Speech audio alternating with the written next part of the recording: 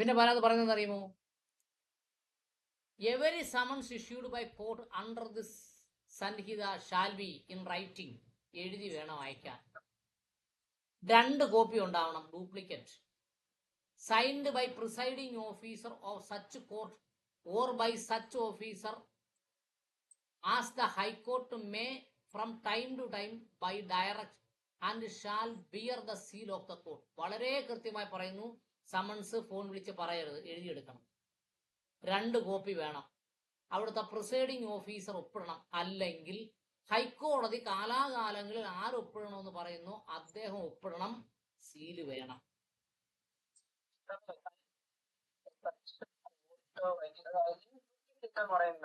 രണ്ട് കോപ്പി വേണമെന്ന്.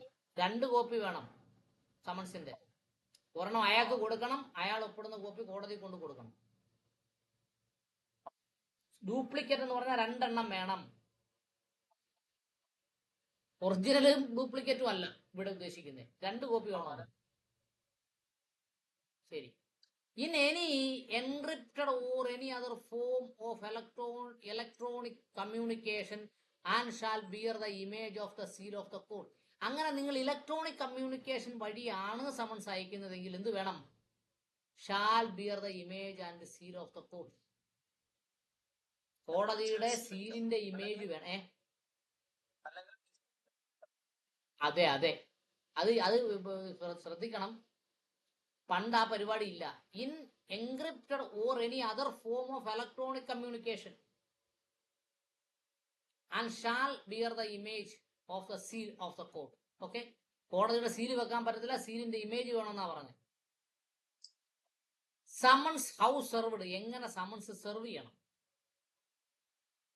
In every summon shall be served by the police officer or subject the rules as the state government may make on behalf by an officer of the court issuing or other public servant.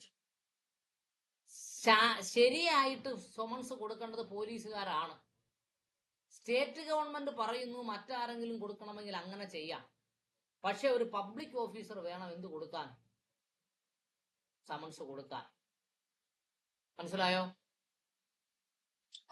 Provided that police station,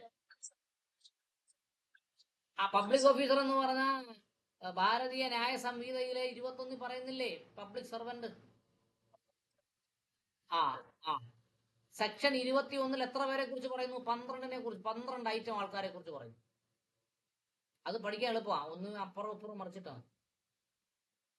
Provided that police station or the registrar of a court shall maintain a register to enter the address, email address, phone number and such or details of the state government by rules provided. ആർക്കൊക്കെയാണ് summons അയച്ചത് എന്നതിനെ കുറിച്ച് എന്തൊക്കെ ഒരു register വെക്കണം? മനസ്സിലായോ?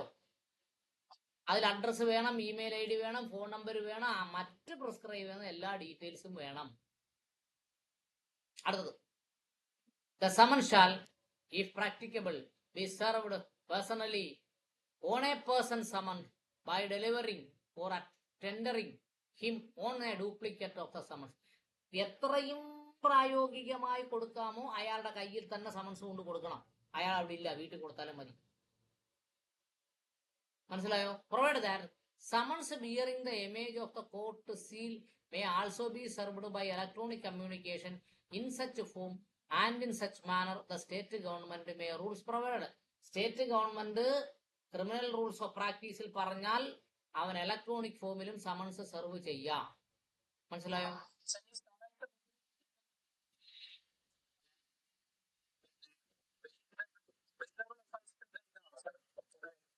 സാധാരണ bailable ഒഫൻസിനാണ് സമൻസ് കൊടുക്കുന്നത്. ബെയിലബിൾ ഒഫൻസിന് സമൻസ് കൊടുക്കാറൊന്നും ഇല്ലല്ലോ, വാറണ്ടല്ലേ കൊടുക്കാറ്.